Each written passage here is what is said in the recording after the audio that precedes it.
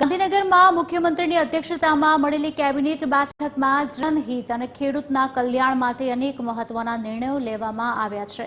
મુખ્યમંત્રીએ સરકારી પ્રોજેક્ટને ગુણવત્તા સાથે ઝડપથી પૂરા કરવા અને જમીન તબદીલી માટે મહેસૂલ વિભાગને ત્વરિત એનઓસી આપવા કડક આદેશ કર્યા। ખેડૂતના હિતમાં પાક સંગ્રહ મકાનને સબસિડી વધારવામાં આવી છે, જ્યારે તાર ફેન્સિંગ યોજના હેઠળ સહાય ₹200થી વધારી ₹300 પ્રતિ ફૂટ કરાઈ છે। આગામી 6 જૂનથી રાજ્યમાં ઉનાળુ મગની ખરીદી પણ શરૂ કરી દેવામાં આવશે। આ ઉપરાંત વડાપ્રધાન મોદીના સફળ 12 વર્ષ પૂર્ણ થવા પર રાજ્ય સરકાર વિકાસ અને વિશ્વાસના નામે વિવિધ સેવાકીય કાર્યક્રમો સાથે ભવ્ય ઉજવણી કરશે, જે અંતર્ગત 5 જૂને પર્યાવરણ દિવસે એક પેડ માં કે નામ અભિયાન હેઠળ 6 કરોડ વૃક્ષો વાવવામાં આવશે અને જિલ્લામાં 3 દિવસનું વિશેષ પ્રદર્શન યોજાશે। વૈશ્વિક યુદ્ધની સ્થિતિ વચ્ચે પણ રાજ્યમાં ખાતરની અછત ન સર્જાય તે માટે કેન્દ્ર સરકાર સાથે સતત વાટાઘાટો ચાલુ હોવાનું બેઠકમાં જણાવાયું હતું।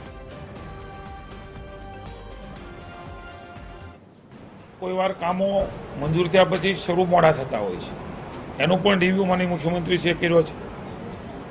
એ વર્ષે જ કામ શરૂ થાય, ખાસ કરીને જમીનની બાબતો છે ત્યાં સુધી કોઈવાર જમીન સરકાર ટુ સરકાર સંપાદન કરવાની હોય એમાં પણ કોઈને કોઈ ઘણી બધી એનઓસીઓ ફોરેસ્ટ વિભાગની હોય, અન્ય હોય, એ પણ એ જ વર્ષે મળી જાય।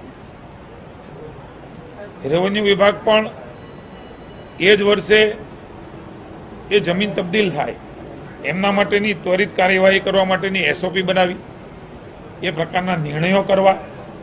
માનનીય ચીફ સેક્રેટરી દાસે પણ સીઓએસમાં માનનીય મુખ્યમંત્રીશ્રીની સૂચનાઓને ધ્યાનમાં લઈને તુરત જ આ પ્રકારે વિલંબ ન થાય, કોઈ વાર 2-3 વર્ષ વિલંબ થતો હોય છે જગ્યાના કારણે, તો એની નાની મોટી નીતિ નિયમમાં રસ્તાઓ શોધીને એ પ્રકારની વ્યવસ્થાઓ કરવાની પણ માનનીય મુખ્યમંત્રીશ્રીએ સૂચના આપી છે અને એનઓસી પણ કન્સર્ટ વિભાગ એ તુરત આપે એવી પણ સૂચના આપી છે।